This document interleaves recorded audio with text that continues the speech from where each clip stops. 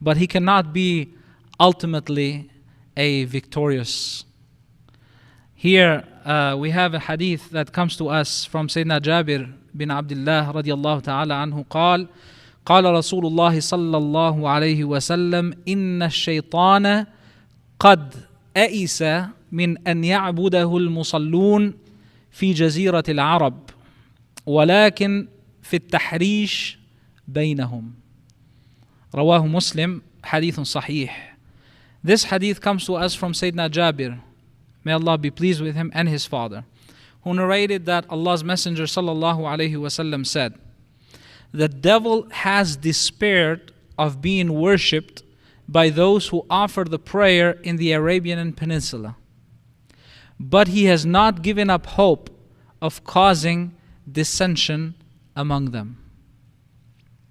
I will read it again. Devil has despaired of being worshipped by those who offer the prayer in the Arabian Peninsula, but he has not given up hope of causing dissension among them.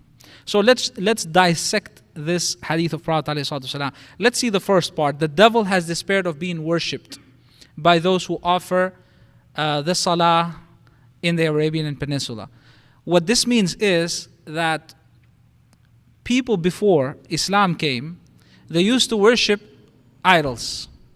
They used to worship, in some parts probably, sun. They used to worship other deities beside Allah. And those who used to worship one God and believe in one God, you can probably count them with fingers, the fingers of the hand. And we have examples that are mentioned in the books of the biography of the life of Prophet Muhammad sallallahu alaihi wasallam. So they were very little in number. Now, idol worshipping is a result of the whisperings or the misguidance of Satan. So even though they're not necessarily worshipping devil directly, but they have become victims of the temptation of Satan. So it is as they're worshipping devil indirectly. That's one thing. The second thing, throughout the human history, we know, as it is the case nowadays, that there are many people out there who used to worship devil directly. If idol worshipping and worshipping other creations of God was an indirect worshipping devil, we also had examples, and there are examples nowadays too, where humans, they worship devil directly. So this hadith mentions that when Islam came, when the message of Prophet Muhammad sallallahu alaihi wasallam came to the Arabian Peninsula, and then it was spread all over the world, but he's talking about Arabian Peninsula because at that time was spread in that peninsula. It was not all over the world yet. So now, Satan, since the nur came, since the light came, since the guidance came, since people understood the falsehood and they started worshiping one God without separating him into other parts or pieces or anything like that, Prophet ﷺ knew that people, they can become sinners. However, Satan will not be able to inflict them by having them commit the greatest sin, which is worshipping other deities beside Allah subhanahu wa ta'ala. Right? So that's what we understand from the first part of the hadith. And then later on he says, but he has not given up hope of causing dissension among them. In other words, he will still be able to have an impact on the minds of the people. Even though they may not necessarily worship him or worship idols. They will still be, worshippers of God. But yet, they will also get involved in dissension, in fitna. There will be fitnas that are going to rise among the ummah of Sayyidina Muhammad sallallahu alaihi wasallam. And because of these fitan, because of these trials, and because of this discern that they're going to have between each other, they will lose and they will be sinners as a result again of Satan playing around with them. And again, we mentioned yesterday that Satan is not the one who makes people do things. He is the one who whispers to them, who tempts them, but it is the human, the individual himself or herself who is responsible for taking that feeling or that whispering into action. Otherwise, in the day of judgment, the Quran talks about it. فَلَا تَلُومُونِي, He says, don't blame me. He's going to tell to the people.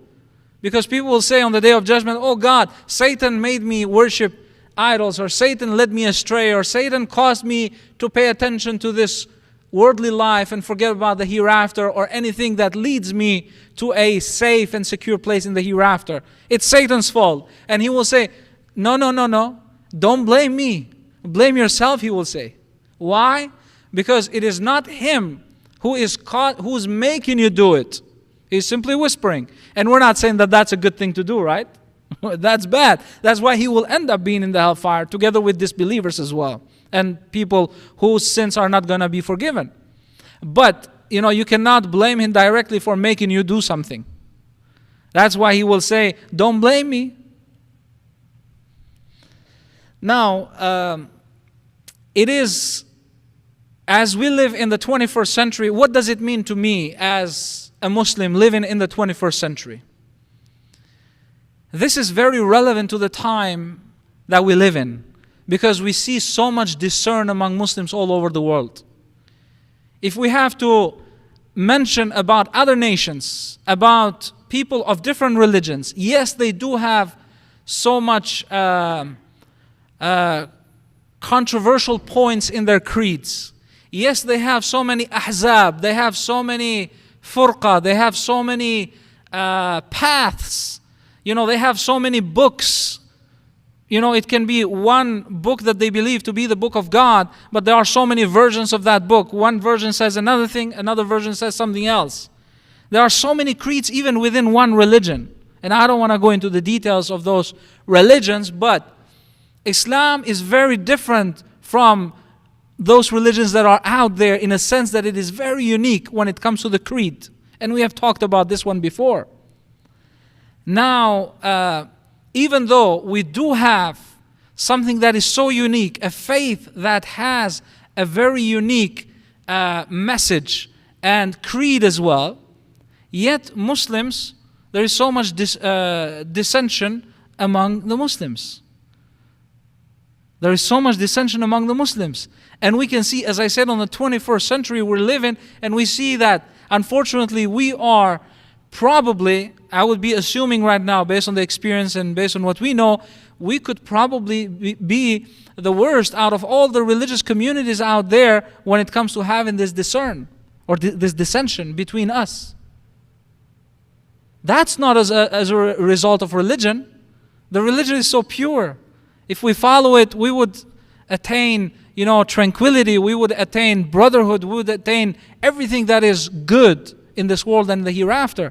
But the problem is that people are not following religion, number one. And number two, they are quickly becoming victims of these temptations of whisperings of Satan. So we see his impact in the Muslim world, in particularly in Arab countries, in particularly in Arabian Peninsula, to be more than ever. And probably there were times before too, but these days, with the Arab Spring and with so much corruption and with so many wars between them, sectarian wars as well, fighting between each other, not as much probably as in some other places, but there are probably some outer forces that are causing these, even though in reality Muslims, they didn't have these things before. So anyways, what I'm trying to say again is that we are witnesses of these very difficult times. And there is also another hadith that I have prepared for today, but since we are running out of time today, inshallah we will carry that tomorrow night. وَنَسْأَلُ اللَّهُ سُبْحَانَهُ وَتَعَالَى أن يحفظنا من الشيطان من إبليس وأن يجعلنا من عباده الصالحين من الفائزين من الذين لا خوف عليهم ولا هم يحزنون وآخر دعوانا الحمد لله رب العالمين وصلى الله